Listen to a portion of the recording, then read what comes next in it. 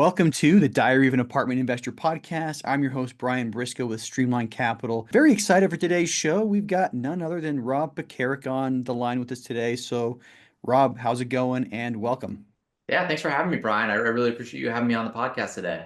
Awesome. Awesome. So, let's talk a little bit about you. First of all, thanks for your service. Understand you're active duty right now. But that aside, tell us a little bit about yourself, where you come from, and kind of weave a little bit of a tale for us, telling us how you got into multifamily. Yeah, sure thing, Brian. So I'm from Baltimore, Maryland area. Mm-hmm. I ended up going to the Naval Academy in Annapolis, where I got a bachelor's degree in operations research in Okay. 2021. Immediately after that, I got selected to cross commission into the Air Force as an operations research analyst or a mathematician. Mm-hmm. Immediately, right after commissioning, I went to Purdue University Yep. to pursue a graduate degree in industrial engineering with a focus in Yes. operations research. I understand you're a math guy as well. I am a math guy, and I've actually met a lot of guys that have done that Naval Academy to Purdue program. It seems like that's also a feeder into real estate for some reason. But yeah, yeah. Yeah. But then anyway, after graduating Purdue, I received a master's degree in industrial engineering, and Yep. then I reported to Air Combat Command out here, Joint Base Langley, Virginia, Okay. where I'm kind of the equivalent of like a management consultant for the military almost. I help commanders solve problems using mathematics, statistics, Yep. Python, Excel, VBA. Yeah, yeah. And I mean, we've talked about this before, but with my math background, I kind of looked at, what kind of jobs could I get with the Marine Corps, using my math background. And I enlisted with a bachelor's and master's in math, which is odd. But one of those jobs was actually teaching operations research at the Naval Academy. Yeah. And I applied for it, and I actually tried to teach at the Naval Academy, and they didn't give me that job. They ended up putting me at San Diego State instead with the ROTC program, which is probably better. I don't know. I've never been to the Naval Academy. Naval Academy is beautiful. You're missing out. I've heard, but San Diego's beautiful too, so kind of a coin toss between, which one. But so that said, I mean, how long have you been active duty post graduation right now? Yes, so post-graduation from the Naval Academy, it's been almost 4 years. Okay. And then since I graduated Purdue, it's been almost 2 years. Okay. Awesome. Awesome. And just for curiosity's sake, how much longer do you have to serve? What's the commitment that comes with that Purdue graduate school? Yeah, so my commitment is up November of 2027. So I have about 2.5 years left on that. It's not terrible. Bachelor's and master's, and yeah, I mean, you don't have that much longer of a commitment if you choose to stay, or choose not to stay. Awesome. All right, so let's start talking real estate. What got you interested in real estate investing, first of all? Yeah, sure thing. So I've always been a huge saver. I'm the type of person Mhm. who's been maxing out my Roth IRA for years. I've been maxing out my 401k or the Mhm. TSP, which is the 401k equivalent. Yep. And I got to a point where I was just maxing those and I still had extra Mhm. money left over. And I was trying to figure out a way to invest that wasn't, in a brokerage account, but was somewhat tax advantaged. So a good buddy of mine from college, he got into real estate investing. He had bought I think 2 houses down in Pensacola in flight Mhm. school. So then he kind of told me a little bit about that and he helped me through the process of buying my first house out at Purdue University.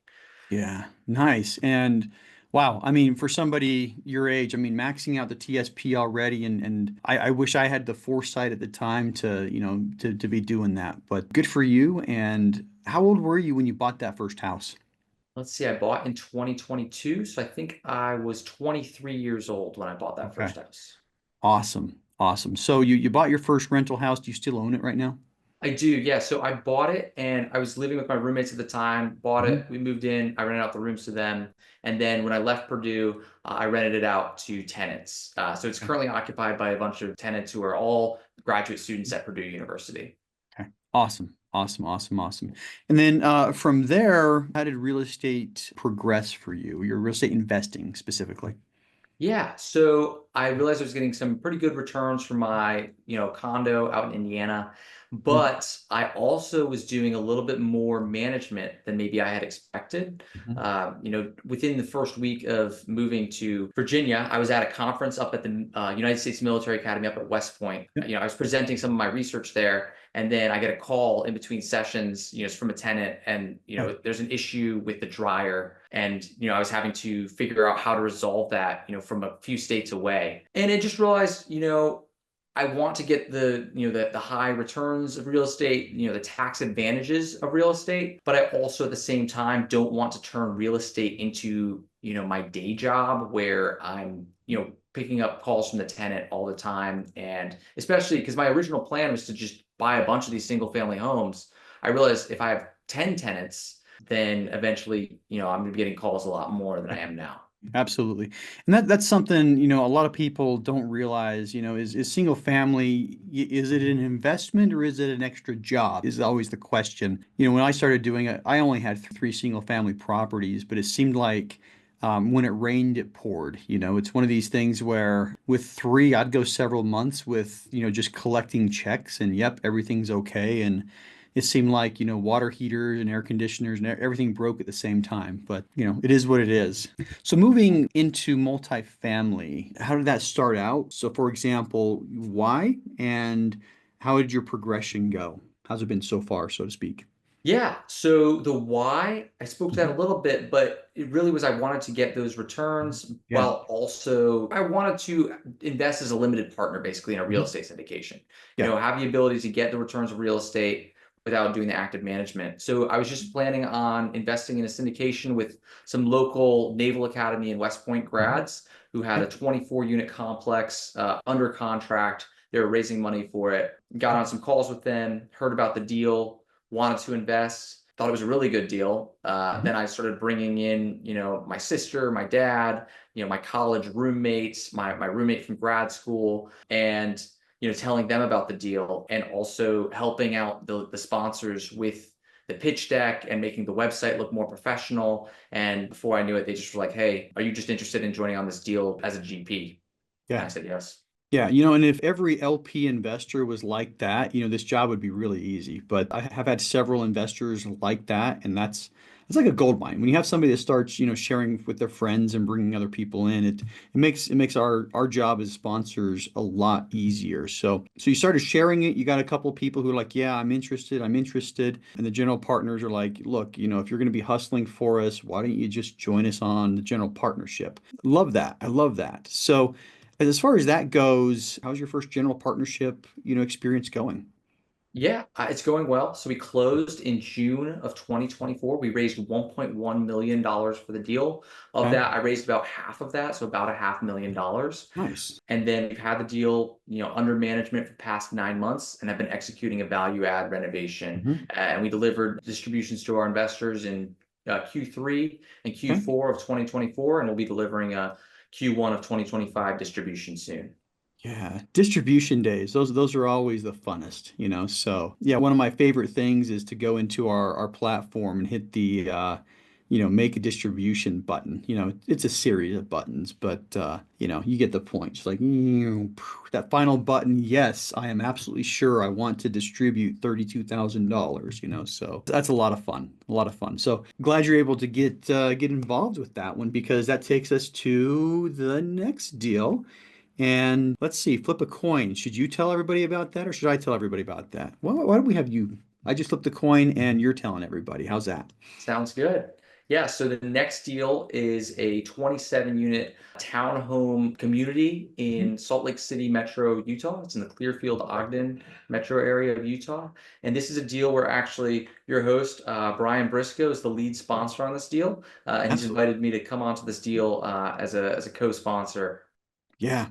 And I mean, looking at this deal, obviously I can fill in any gaps, but let's talk about what you like about the deal. So if you were talking to your investors on this one, what do you like about this deal and why? Yeah, so the great thing that I really like about this deal, well, number one, having you as the lead sponsor, that was really my main reasoning for this deal. But number two, just the high internal rate of return projections that we have going on with, I think it's about a 19.5, 20% projected internal rate of return for our investors on Class A shares on the 5 year hold.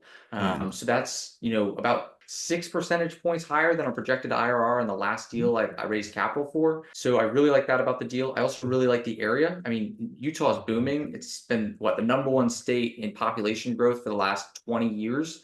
It's the number Hmm. one projected state in terms of job growth over the next 10 years. And there's a shortage of apartment complexes being built in Utah. So we've got to fill in this demand. And we also have the opportunity to take a townhome community that hasn't Mhm. had significant renovations since 1982 and make it a much better space to live for our tenants. Absolutely. And I mean, just to kind of add to it, there's a report that I've looked at a lot. It's called the Milken Institute. They talk about the best performing cities. Ogden Clearfield is number 2 on that report.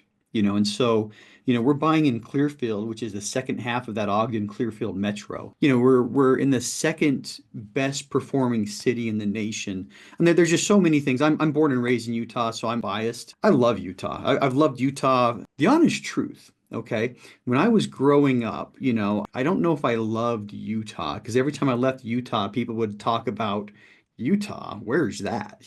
But the more that I traveled outside of Utah, the more I realized how special Utah is. But yeah, I absolutely love Utah. There's lots of great reasons to invest there. I mean, you hit the main points. I'll also point out US News and World Report has had the state of Utah on the top of their top 50 states for 2 years straight. It's constantly hitting like the top tier of everybody that ranks, cities and states. So awesome, awesome, awesome. Anything to add to that one? I mean, 27 unit value add townhomes. What else is there? It's a great spot to invest. I really like that it's right next to Hill Air Force Base. So I've Yeah. got friends who are stationed there. It's about 10 minutes outside of the base. And then you also Yeah. have to think about, you've got Park City and Snowbird there as well. So you're pretty Yeah. close to some skiing. Yeah, And it's really close to skiing, by the way. There's actually closer resorts, but me being the local, from where that one is, you're probably a 30-minute drive from Snow Basin. And a lot of the Olympic resort events were at Snow Basin in 22. And speaking of Olympics, they're coming back to Utah in 2034. But yeah, Snow Basin is probably the closest one. And it's literally just, I mean, you drive out of the parking lot, you get to Highway 193, you go to 193 till it's over. There's like 4 turns before you get to Snow Basin from there. But 20, 25 minutes tops, you're at Snow Basin. So, well, awesome. Now, a couple of things. I believe strongly that the deal sponsor is really important. And since I don't want to talk about myself, let's just kind of flip the script here. And, we're going to make you honorary podcast host for a little bit. Why don't you ask the types of questions that you think your investors would want to know about the deal sponsor? yeah, I'm happy to do that, Brian. So how about first of all, can you talk a little bit about your track record in past Mm. deals? Yeah, so track record, I have done 20 value add projects. Okay. We have come full cycle on 9, and our average annual return to investor is roughly 20%, where we're a hair below 20% on our average annual returns on the full cycle deals. This is a 27 unit, and I would say that out of all the projects that I've been involved with, only 2 of them have been above 100 units. And so my bread and butter, what I've been doing a lot is like the 20 to 80 units. And so this is right in my wheelhouse, which I think is important because I've done a 26 unit value add before. I've done a 28 unit value add before. This is going to be my first 27 unit value add though. So anyways, yeah, so I think that's kind of my track record right there. So far, the ones that we're managing right now that are value adds, are overall doing well. We are struggling a little bit on some properties because of where the market's at, but most people are. Yeah, maybe you could talk a little bit about your philosophy toward picking good partners Yeah. and maybe your philosophy on real estate in general. Yeah, so picking good partners, I am looking for people who have long-term potential. Okay. What I don't want is one and done. Okay. That's not typically what I'm looking for. So I'm looking for partners that have long-term potential that kind of mesh well with what we're doing. We're buying value add real estate in the Salt Lake City metro. And I want people to be able to come in and contribute. Now, we do syndicate and there's some broker dealer laws. There's a couple of things that I insist that are people come in are doing. I mean, basically, I insist that we stay compliant is the answer. But we're going to set things up in a way that everybody has responsibilities. And generally, I ask people to take part in the risk capital. On every given deal, we're usually somewhere between 300 and I think the most I've had out before closing is 750,000. So we're between 300 and $800,000 in money out of our pockets. So, we want partners to be true partners. We want them to share a little bit of the risk with us. I'm putting out, me and a partner that I'll not name right now, usually put out the lion's share of the money that's at risk, but we want them to be true partners. And so that's my philosophy on partnership. But yeah, we want people that we can keep on picking up the phone and calling and saying, hey, Rob, we've got another one. Do you want to join us again? Right. And then the second question was real estate philosophy, right? Yeah. Yeah. So as far as what we're looking for, you already mentioned, how fast Utah is growing, but there's a significant need for housing. And we're part of that process. So I like buying value add properties. I like buying properties that we can improve. And what I'm especially looking for are properties in areas that are growing. And this one particularly is right on Highway 193 that connects two major freeways, one brand new and I-15. But this one, it meets all those wickets. It's hasn't been renovated in a long time. It's right on a main corridor, and it's an area where there's a lot of new development and a lot of redevelopment. So then you mentioned proximity to Hill Air Force Base. You've got an engineering degree. There's a lot of actually aerospace engineering firms in Ogden, Clearfield. So there's lots of good jobs in the area. But the other thing that I like about real estate is it almost always goes up. I mean, we're in a little period where it's slumped, but the way to conceptualize real estate is, my favorite statement, don't wait to buy real estate, buy real estate and wait. If you can buy a property and hold on to it for long enough, especially if you're buying, improving, and in an area that's on the up and up, it's really hard to lose. So that's my philosophy. Don't wait to buy real estate and wait. I love that. I love that, Yeah. Brian. I could not agree more. I got another question for you here. I just want to hear a little bit more on your personal background and your personal like morals and convictions. How can people know they can trust you? You're a trustworthy person. Yeah, that's a good question. It's a hard question to answer sometimes. I would say ask people that have worked with me before, number one. And number two, I've had a lot of repeat investors and I've had a lot of people who have partnered with me multiple times. I think that's probably a better indication than anything else is just that. I have people who are, hey, Brian, when's the next deal? Somebody reached out to me on LinkedIn who's invested in two previous deals in the last 2 years. And she asked that exact question. She's like, Brian, when's the next one available? Easiest way is just to look at the repeat customers, the repeat people who are coming in. So, other than that, 20 years in the military, if I was a liar or a crook, I wouldn't have made it that long. Yeah. So I think that's probably it. Yeah, I Yeah. want to add one more thing, and this is just that you are the person who the most people that I've talked to and networked with have said you need to talk with Brian Briscoe. Brian Briscoe is the person to talk with. He gives advice freely without wanting anything in return. And I Mhm. remembered that. I remember the conversations that we had Yeah. last year when I was in the middle of, raising capital for another, lead sponsor, and I was asking you for advice, and you gave me valuable advice that was actionable, and there's no expectation of anything in return from you. And I just Yeah. really valued that.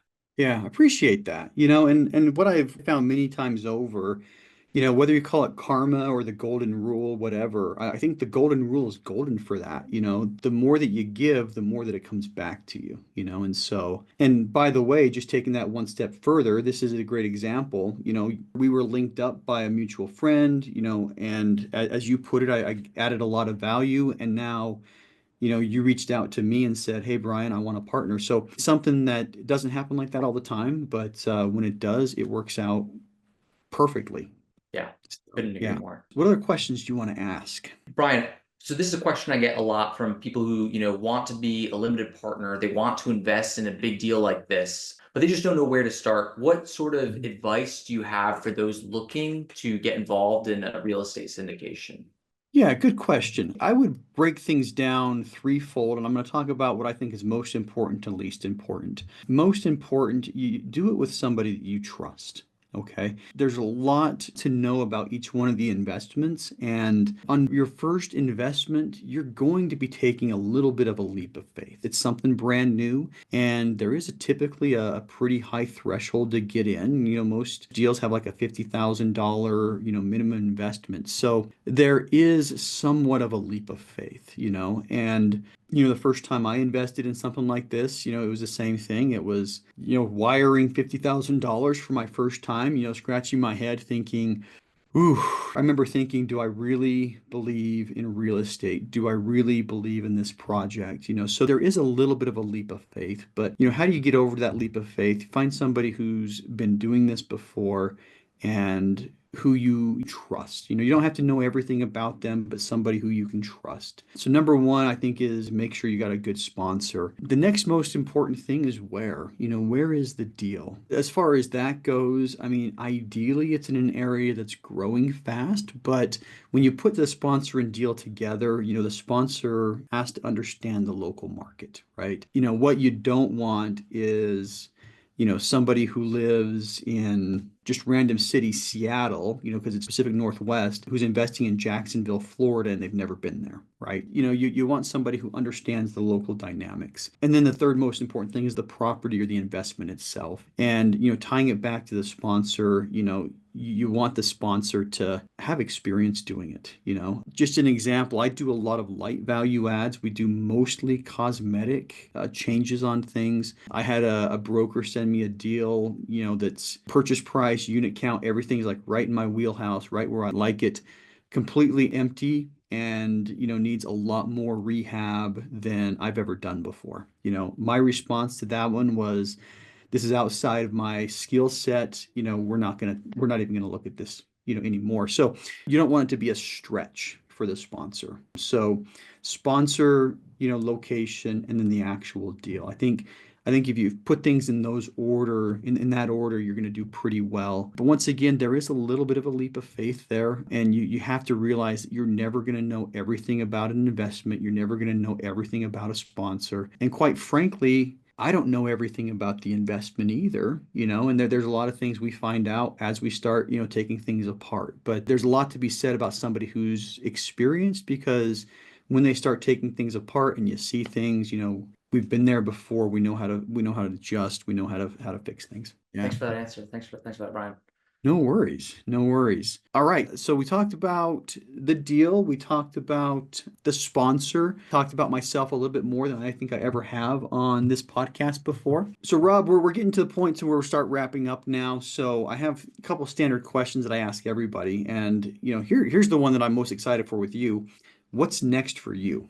Yeah, thanks, Brian. So you know what's next for me. Right now, I'm in the early stages of a partnership with you, a co-sponsorship of this 27-unit townhome community in Salt Lake City, Utah. So over the next couple months, I'll be working on this deal, bringing it to the finish line, or I mean, we've already closed, but bringing it to the finish line, and then working as your investor relations person in terms of delivering investor updates and basically sitting in on every single meeting of all of the GPs, compiling all of that information into a monthly report and sharing that with investors. And that's something I'm really passionate about, is having the chance to really get to know the inner workings of the deal and be able to observe every aspect, learn everything that I need to know about how a really high performing team manages an asset like this.